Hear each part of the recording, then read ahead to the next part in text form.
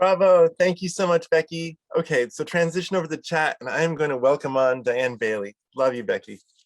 So Diane, Diane Bailey of Menlo Spark.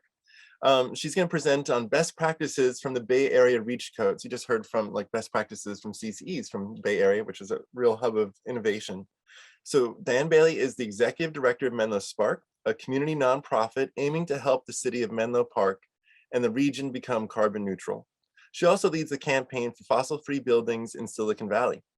Previously, Diane worked at the Natural Resources Defense Council, Citizens for a Better Environment in Chicago, and a local transportation planning agency in Houston. She is a certified climate change professional, holds a bachelor's degree in chemical engineering from Washington University, and a master's degree in environmental engineering from Rice University. Welcome, Diane. Hey everyone, thank you, Sean, for that very nice intro. So happy to be here. And wow, it's tough to follow Becky, but I'm gonna try. Really exciting stuff happening in the Bay.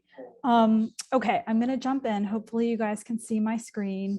And thanks again for having me. I am gonna talk a little bit about best practices from the Bay Area REACH codes and electrification efforts. And I'm really gonna zero in on the cities of Half Moon Bay and Menlo Park as case studies, because I think there was a lot going on last year and we can learn a lot from those cities. First, a bit about Menlo Spark. We are a small community climate nonprofit started in 2015. We're working with stakeholders all across the spectrum, businesses, community leaders, local government, everyone, to try to really advance climate solutions and catalyze transformational change. And we really prioritize equity and diversity.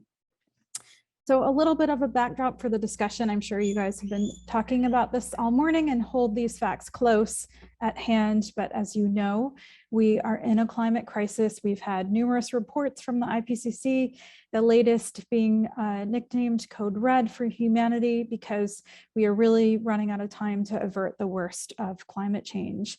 Right now, we have a less than 10-year window to really get our emissions down and focus squarely on fossil fuel pollution. And in this latest report last August, methane pollution emerged as a really pressing priority and a short-term pollutant that can buy us a little time to get CO2 emissions down.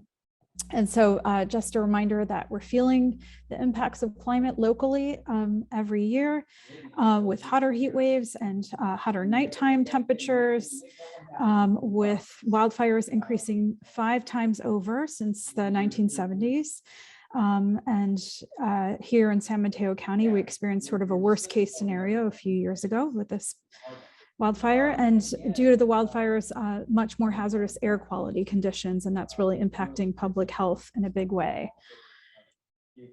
We are also extremely vulnerable to sea level rise, and particularly so in low-income communities and communities of color. The equity issues that we're facing with climate change are really severe.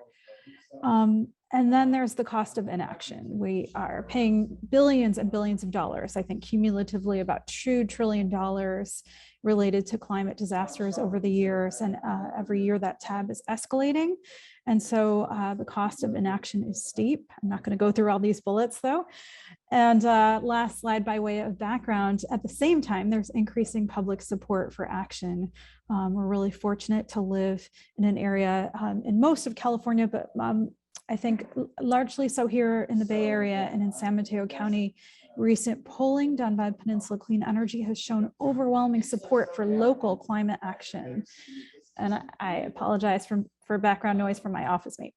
Okay, so we have about 85% of people responding that they either agree or strongly agree that they want to see much more local climate action. And if you look at subcategories like young renters of color, it's 93% of people who want to see this type of action. So let's try to deliver these types of actions. And so just a quick note about emissions inventories and what is contributing most. We're focusing on building electrification because methane gas is emerging as a growing source. And here in San Mateo County, the emission inventory methods are being updated to account more for methane leaks. So we expect the numbers to grow, but in a lot of the cities locally that are very suburban and don't have a lot of industrial or other sources, gas use in homes and buildings can account for up to half of the greenhouse gas emissions. So this is a growing source and a growing concern. In the Bay Area, we've seen a lot of action over the past few years with ordinances surrounding new construction and eliminating gas use in new construction. Berkeley really tipped that off with a gas ban in July of 2019. And since then, we've seen 54 policies statewide, mostly reach codes, but also some gas bans. And reach codes really focusing on new construction to either require all electric or strongly incentivize all electric. And most of those policies are right here in the Bay Area. And about half of those, almost half, are in Silicon Valley. That's San Mateo and Santa Clara counties. So this is really the epicenter of action, and we want to keep it that way. And there are a lot of activities going on in the Bay Area around electrification, including new incentives and pilot programs, community choice energy activities, like you just heard from Becky at East Bay. But I really want to focus on some of the mandatory standards under development for existing homes and buildings. And I'm going to highlight Menlo Park and Half Moon Bay, and I'll touch on the Air District activities as well, although I think someone else might be covering that. So first, a quick note about our campaign. We run the campaign for fossil-free buildings in Silicon Valley. It's a collective or an alliance of 37 different groups, all working together to accelerate a phase out of methane gas from our homes and buildings. And we started in March 2019. We are really pivoting to existing buildings as reach codes go mainstream. And we're so happy to see acknowledgement of that in recent media articles like this one. This is from the LA Times. Just that the idea of requiring all electric new construction is really spreading far beyond California and becoming sort of the new standard and the new expectation. And that's great. But our work is cut out for us in terms of converting existing homes and buildings. And in doing so, we really want to focus on equity issues, community outreach, and financing. So just a quick note about our collaborations with Community Choice Energy. It's really great to hear all of the programs underway at East Bay Community Energy.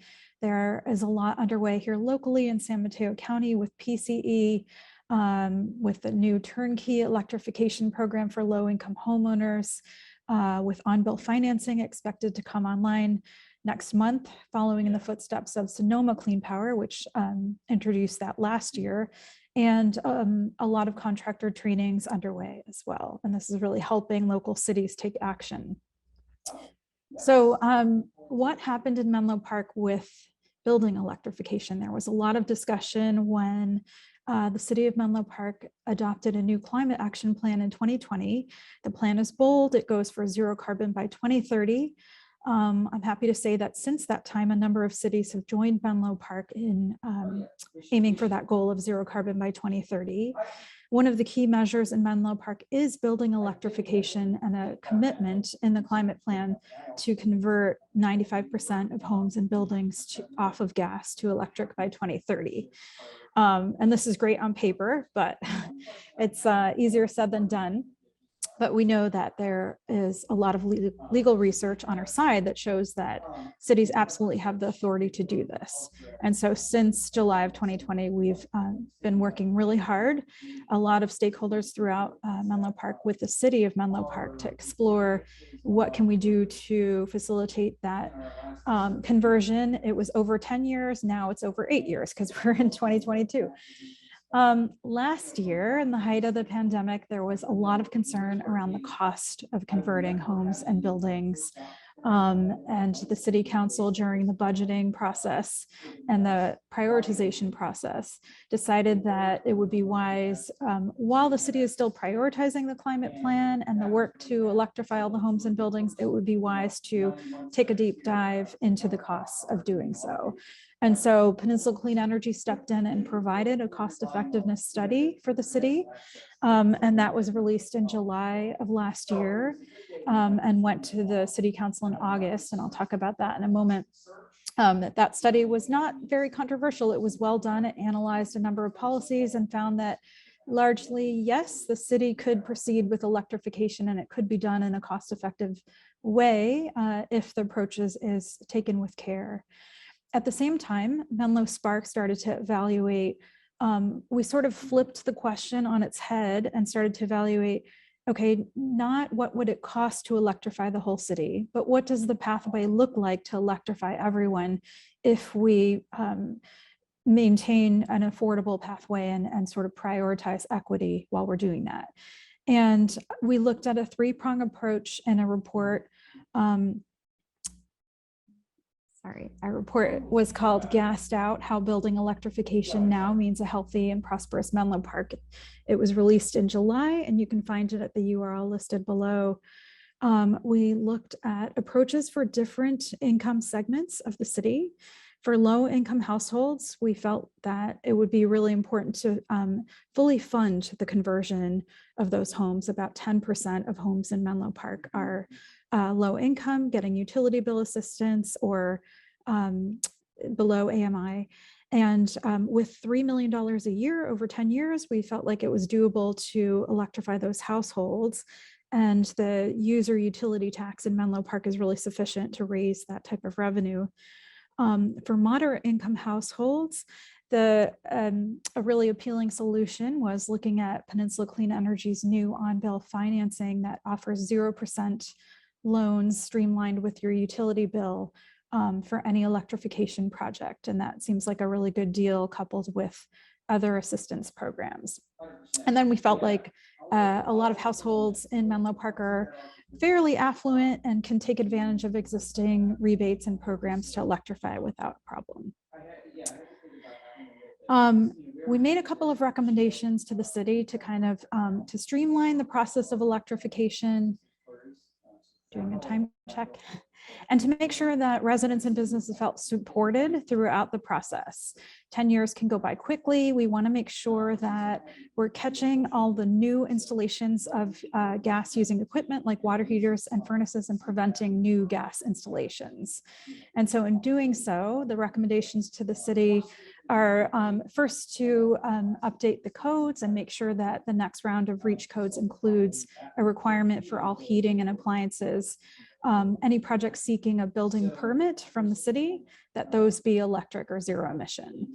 And then we also encourage the city to incorporate a lot of assistance programs, streamlining permitting, offering 24/7 support to anyone who needs it at no cost, expanding direct install programs so that homeowners and businesses have access to discount devices.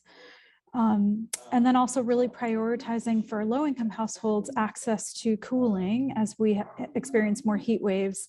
A lot of households in Menlo Park, particularly low-income households, don't have air conditioning. And this is actually an opportunity as we supply cooling for those households to install portable devices that can replace gas furnaces as well. And then community engagement was considered a key strategy as well. So in August, a lot of these recommendations went to City Council as recommendations coming from the Environmental Quality Commission on how to move forward with building electrification and do so in an affordable way. And what happened is there was a lot of heated debate online in on news forums online and Nextdoor, and that spooked some of the council members a little bit.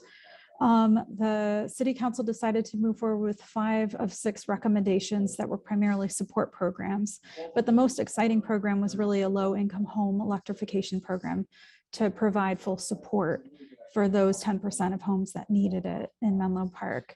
The sad point of that decision was that the city decided not to move forward or even consider a replace on burnout ordinance that would have required all electric heating or water heating whenever an appliance was replaced. So that was a major setback. During the study session where this was decided, there were some legal threats that surfaced and that spooked some of the council members. And later it turned out that there was a lawsuit lodged against the city on the utility tax, and that really hampers the city's ability to deliver those low-income programs. So that is a little, whoops, let me go back to Menlo Park. That was a sad point. The city's now sort of regrouping and looking at pilot projects and community engagement and other ways to move these measures forward, and in collaboration with Peninsula Clean Energy, and I'll talk about that in a little bit. But next I want to talk about Half Moon Bay. Half Moon Bay surprised everyone in February of last year when the City Council directed staff to develop a really comprehensive electrification ordinance, a whole package that sort of knits together a REACH code with a policy for existing buildings to eliminate all gas use within the city. And it's a really exciting policy. I'm showing part of the policy up here as it was presented to City Council in December of last year in a final ordinance that was voted on. The city did a number of workshops to talk about what this meant for the community. They partnered with the Chamber of Commerce and other stakeholders to talk about what it means to really phase out gas for the city of Half Moon Bay. Part of their electrification ordinance includes an end of gas flow to the city by 2045. And in the initial vision, the ordinance also included a replace on burnout provision, and that's preventing any new gas appliances in existing homes and buildings. That really created quite an uproar. And in November, when the first ordinance came to City Council, that provision was removed, unfortunately. But you can see that a lot of other provisions survived, and they were adopted December 7th during a public hearing. Half Moon Bay did move forward with their electrification ordinance. It was widely celebrated, but it was really a divided council. And there was a lot of uproar and a lot of opposition in the community. From agricultural businesses, from seniors living on a fixed income, and from small businesses. And unfortunately, when the city decided in the second reading, when it went for the final vote, it was at the same time as the passing of the baton to the new mayor. Time check, okay. And the ordinance failed on a second reading, which is really unusual, caught everyone by surprise. The opposition wasn't unusual, it wasn't unexpected, but the loss of the new incoming mayor's support was a huge shock to everyone. She had been extremely supportive in the past, and I think maybe did not want to start her term as mayor with something so controversial. And when you look at the online dialogue, it's really a split. There was sort of a battle of op-eds and letters to the editors, and very active and very kind of vigorous opposition, shouting opposition with a lot of threats to City Council, and just a lot of anger in the opposition. It might have been a small group of people, but they overwhelmed the supporters, unfortunately. And this is just sort of a snapshot of what the Half Moon Bay Review site looks like. If you go to the opinion page, there is a really excellent editorial from the paper itself, kind of supporting why the electrification ordinance is needed. But then there are a lot of really heated letters to the editor and opinion pieces from people who are worried about job loss and promoting a lot of myths and mistruths. But unfortunately, those sort of overwhelmed the supporters. And this is really a growing concern that we're hearing a lot of misinformation circulating with increasing vigor, and it has spooked some of the elected leaders. May I ask, Diane, our first presenter this morning, Katrina from City of Denver, they had succeeded. They got a 2025 replacement on burnout ordinance. And I don't know if even that news has really penetrated into these city councils and these meetings you're with, like, hey, a big city has done this. But I'm curious, since that's the big one, the replacement of burnout, do you have any other cities that seem to be trying to move forward on that? Yes, I'm going to get there in a moment. Sorry. Yeah, no, and that's so exciting about the city of Denver. And I think we can overcome this. We need a lot more local supporters to turn out and try to flood the misinformation that we're seeing on these online platforms and also on Nextdoor dialogues. Because right now the opposition is really fired up, and they're kind of taking up more space in the room. And it feels like a very tiny minority of people who are very angry about these efforts to electrify. And some of them are just misinformed. but they have raised the temperature of the debate. In Half Moon Bay, the ordinance will come back next month. We don't have a lot of information. Unfortunately, the lead staffer is on leave right now, but there is a willingness to take the ordinance back. It will not have the replace on burnout, but it will have the end of gas flow in 2045. And so that is really a noteworthy step. And then there are a couple of other programs coming up that I think give us hope. But first, I just want to note that in the New York Times this morning, there was this excellent study that was highlighted about the health risks of gas and how the emissions are much greater than we think and leaking all over the place. And so it's really nice to see facts find their way into the media, because it seems like sometimes local media sources are overwhelmed by misinformation. So I just wanted to highlight this. But then getting back to policy. Okay, so sometimes you get a second chance. And in a sense, this is the plan B. It's really exciting to see an alliance of community choice energy providers and counties come together to form Bay Area ReachCodes.org. This is East Bay Community Energy joining Peninsula Clean Energy and Silicon Valley Clean Energy, which collaborated in the last round. And then the two counties, San Mateo and Santa Clara, kind of putting their stamp of approval on this new round of reach codes. And this is just kind of a snapshot of the new website, which was just rolled out. And there was the first public meeting yesterday to roll out these codes. The really exciting thing about these codes in this round is that there is a model policy for existing building electrification that will be kind of enveloped together in the package with all electric new construction, and cities are given a choice. They can go with all electric new construction energy codes, reach codes, or they can do a municipal code ordinance that's effectively a gas ban. No matter what they choose, they can tack on this existing building piece. And I don't think that the model code has been posted on the website yet, but it's a really promising development that it's backed by these 5 entities. And I think the opportunity now is to convince a number of cities to go in it together to overcome some of the opposition that we're hearing. The overwhelming opposition wasn't just in Half Moon Bay. We experienced that in Menlo Park. We saw a lot of it in Palo Alto. We're seeing it in news forums throughout. And so I think it's going to take cities working together to jointly adopt these existing building codes and possibly push the implementation dates out a few years so that we can develop support programs for homes and buildings. And in that vein, I think a lot of us watching the dialogue in Half Moon Bay and Menlo Park the past year are starting to feel strongly that we need more vigorous and comprehensive support programs. We're looking at direct install programs, sort of like the SMUD program in Sacramento that provides turnkey electrification programs for low-income homeowners. And these programs have a proven track record of cutting the costs of installation of heat pump water heaters and HVAC systems in half. So the savings can be huge. Right now in Silicon Valley, there's significant price gouging occurring with heat pump water heaters. The average installed cost is about $6,000. This is information coming through the rebate programs. And in spite of the rebates, the costs remain very high.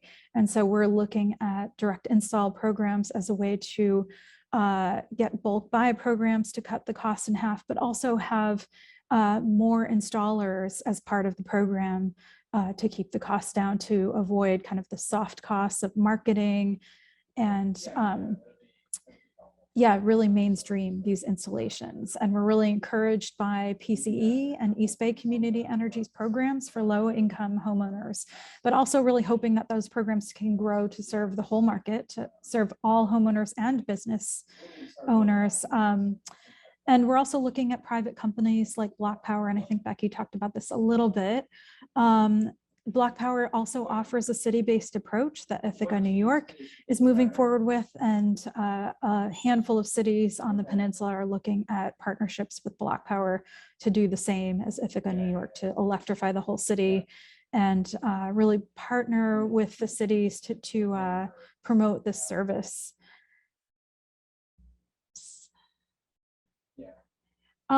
The last program I want to note, it's sort of an end cap that can help drive interest in direct installation programs and other programs.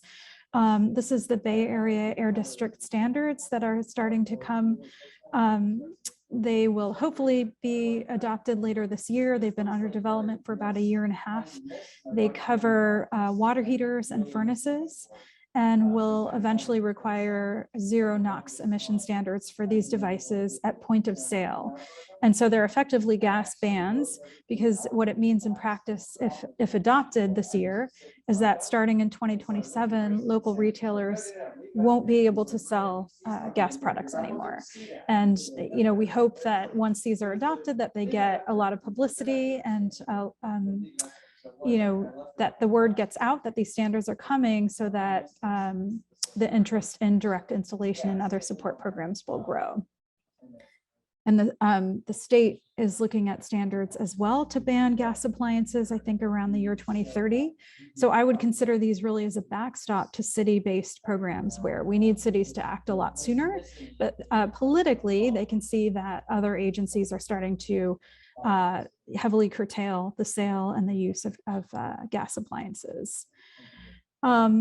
I want to note a couple things that people can do, because I think sometimes it can be a little demoralizing when we see these setbacks in some of the cities, and when we see the opposition coming out.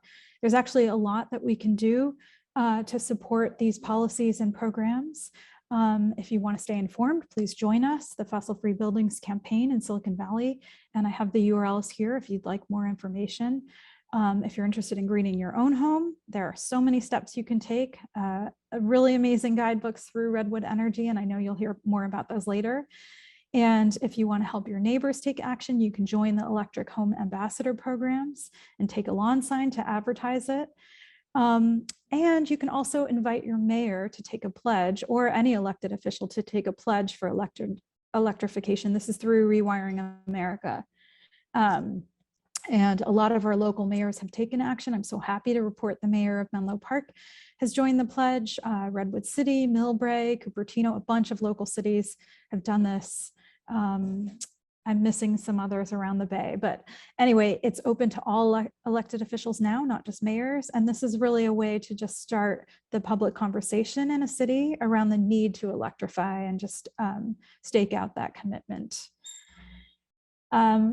None of these efforts are easy, and I just want to acknowledge that it's not going to be easy or quick to phase out fossil fuels from our homes and buildings, but we really know that we need to get that done for our health and for a safe climate. We need to get it done quickly. So it's going to take all of us working together in coalition, not just the Campaign for Fossil-Free Buildings, but all of us throughout the state, practitioners, elected officials, everyone.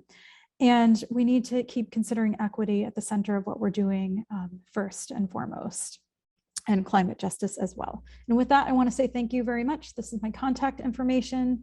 We're all making the switch to electric together. And so I look forward to your collaboration. Thank you. Hey, Diane, thank you so much for your leadership. And it's been incredible. As you know, you've really spearheaded the movement in so many ways for our country. By working in the Silicon Valley. So thank you. I honor your work. So